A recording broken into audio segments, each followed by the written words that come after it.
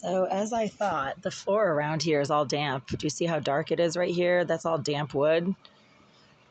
It's damp because the dry wood is light colored. Do you see that?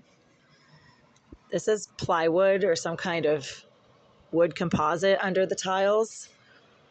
And right around the base of the sink, it's all dark because it's damp. If you touch it, it's wet. So I keep saying there's moisture damage around here, and that's exactly what you're seeing here with these tiles. It's all damp. That's why the wood is dark, because the dry wood over here is not dark. Some of it there's dampness. So I'm not sure where that moisture is coming from, but it's dark. And as you can see, the wood right here, it's completely like peeling off. You can just peel off little chunks of the wood because it's all rotting. It's rotting.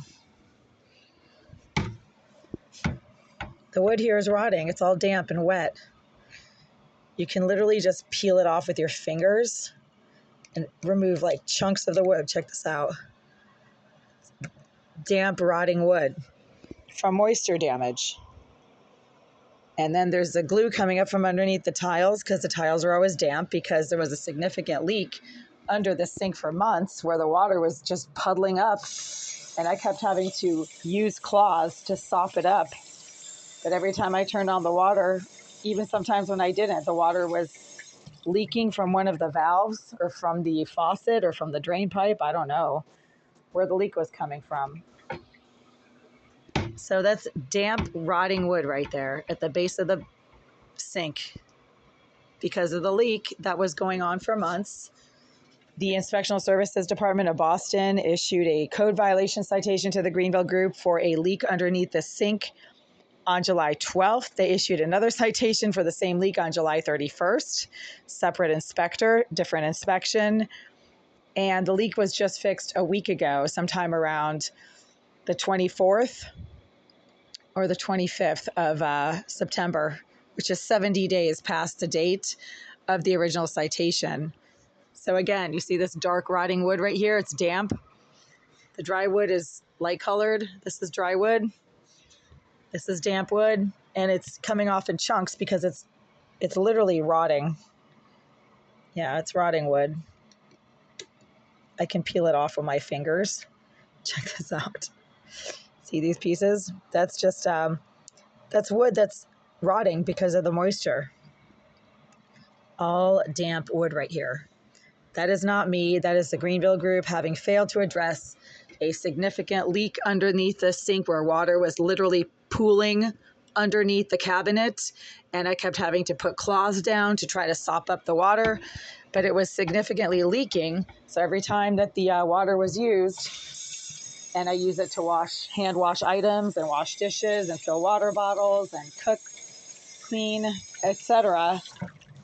Couldn't use the sink without the water literally dripping in significant amounts underneath the sink right here. They finally fixed it a week ago on September 24th or 25th. So we are now, what time is it today?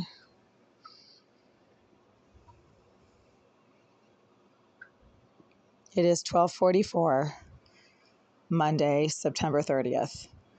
It has taken them like 70 something days to fix the broken tiles due to the water damage, as issued in a code violation citation by the City of Boston on July 12th, 2024. And as you can see, there's dark wood right there. That is damp, rotting wood, damaged from moisture pooling and accumulating underneath the sink cabinet for months due to an unaddressed leak that I notified them of starting in 2021. And it got worse and worse and worse over the last 3 years until 2 months ago, there was a giant puddle of water accumulating under the sink that caused the City of Boston's inspector to issue a violation citation for a leak underneath the sink. And it took Greenville 70 days to fix it, and another 70 something days, 75 days to fix the damaged floorboards and tiles around the base of the sink. That is not my problem. That is their problem. They received the citation via constable service, I believe on August 6th. But the inspector went down on July 12th to the office just after he wrote up the citation and notified the Greenville Group of the citation and of the items that he had listed on it, because the shower was not getting any water, and they came up right away and fixed the shower. So they did know about the citation. They can't say that they didn't know about it. They were notified of that citation the same day that it was issued on July 12th, 2024. We are now September 30th. And again, the dark wood right there is rotting wood that is damaged due to the moisture that is constantly accumulating under the sink and has been permitted to accumulate under the sink by the Greenville Group's negligence, not just for the last 2.5 months, but for the last 3 years, when I started issuing notices to the Greenville Group in 2021 of water literally leaking underneath the sink and getting all of my stuff under there wet and damaged. So I had to pull everything out. In March of 2022, the Inspectional Services Inspector issued a code violation citation to the Greenville Group for a leaking faucet, and they never fixed it. So there you go. That's the result right there. Damage to the flooring, damage to the tiles, dark rotting wood. They're probably going to have to put down a new board, just like they had to do over there.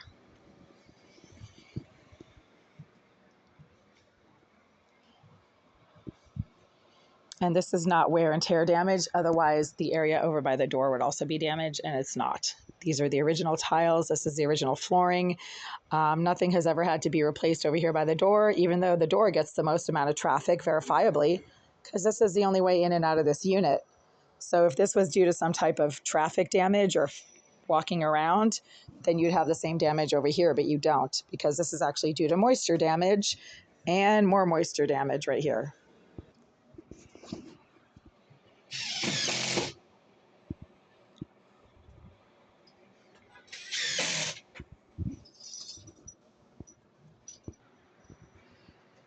But what a gorgeous afternoon. I still can't believe this amazing summery weather that we're having. It's right around 73 degrees right now, or 74. Definitely looks and feels like summer. Plenty of light for Renato to do the work. He's a good guy. It's not his fault. This is management's fault. This is the direct negligence of the property manager, who are the ones who are served by the inspectional services with the official code violation paperwork. And they're the ones who failed to do the work on time. It's not Renato's fault. He's not the maintenance manager. He's not the property manager. They're the ones who haven't done the work in 75 days, even though the original citation was issued on July 12th. That's for the leak under the sink and the damage to the floorboards and to the tiles. And the inspector went straight down to the office and told them to come up here and start doing the work right away, which they actually did on the shower, because the shower had no water coming out of it. That was another code violation that was significant on July 12th. There was no water coming out of the shower head. I could not use that shower. I had to go use the showers down the hall in the common bathrooms. And that shower had no water coming out of it for weeks. So, Chapter 239, Section 8A, Massachusetts General Laws, protect tenants from having to pay rent for conditions in which they're not receiving a functional and safe living environment. And when your shower has no water coming out of it, or the water stinks or smells foul or is sticky or tacky or gluey or greasy or slimy, you don't have to pay rent for that, because that is a health and safety issue that prevents you from being able to effectively use the facilities that you're paying for, that you're being charged for, as you need to and when you need to. And Greenville is allowing a psychopath named Jasmine Irizarry to continually interfere with the functioning of the utilities in this unit, specifically the tap water, specifically the shower water. Irizarry is the one who seems to be able to throttle the water to my shower, to my kitchen tap, to my bathroom tap. She likes to sit in the bathroom behind that wall that is being kept permanently vacant and empty for reasons that are completely backwards and illogical in any sense of the word. Why would a business that is trying to make money keep a large unit with its own bathroom unrented and permanently vacant, and then permit a psychopath who officially lived in that bathroom for 10 years to continually access it? And then they ignore concerns about the stinking, foul-smelling tap water, because obviously they're the ones who are responsible for that. They're hiring the psychopath or sponsoring her, as I've been told, and encouraging her to engage in all kinds of disruptions to the utilities in this unit. That's why the heat never works. That's why there's never any heat in this unit. That's why the tap water sometimes suddenly cuts out completely in the middle of the night, not because maintenance is doing work on another floor, just because Irizarry, the psycho scum, stalking psychopath who claims to be an engineer, a structural engineer who solves problems, is busy, quote, solving problems, right? So one of the problems that she apparently solves is using a saddle valve against the intake pipe to the back of this sink that feeds not just my bathroom, but the bathrooms and the common areas on the same floor. That's why the water suddenly smells foul on an activity-specific basis based on surveillance footage that Irizarry claims to be able to obtain. Greenville refers to her as their surveillance expert and has been referring to her as their surveillance expert on and off over the years. So when she sees me doing certain things in the showers of this bathroom, but also the common bathrooms recently, she somehow manages to induce or propagate foul-smelling contaminants into the tap water. And that is absolutely insane, except that when you're dealing with a psychopath, nothing is insane because the psychopath itself is an insane entity, right? That's not even a human being. Psychopaths are nut jobs who have the compulsive urge to harass other people incessantly or to hurt them in whatever way they can. All serial killers are psychopaths, and Jasmine Irizarry is verifiably a psychopath.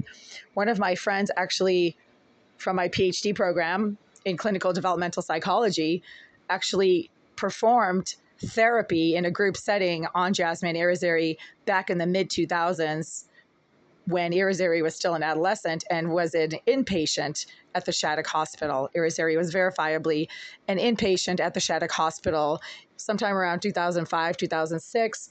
And that's when my friend from my PhD program said that she was working with a psychopath who would compulsively vomit on people. And the staff had to wear protective gear around her because she had this compulsive urge to contaminate other people with her body fluids.